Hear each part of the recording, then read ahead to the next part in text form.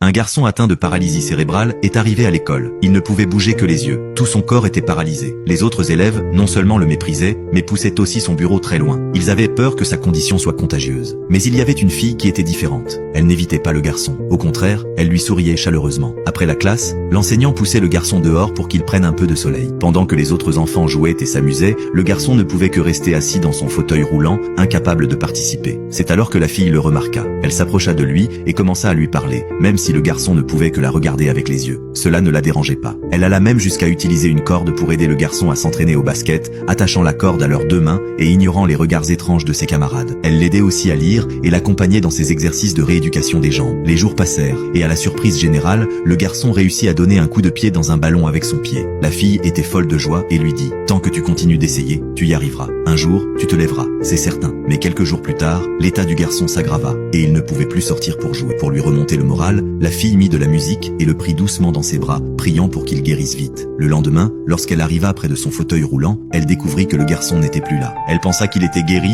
et se précipita pour le chercher, mais elle entendit alors le professeur dire que le garçon était décédé la nuit précédente. Le cœur de la fille se brisa. Elle attacha la corde autour de son poignet pour se souvenir de lui. 20 ans plus tard, la fille était devenue enseignante dans un orphelinat, mais elle portait toujours cette corde autour du poignet.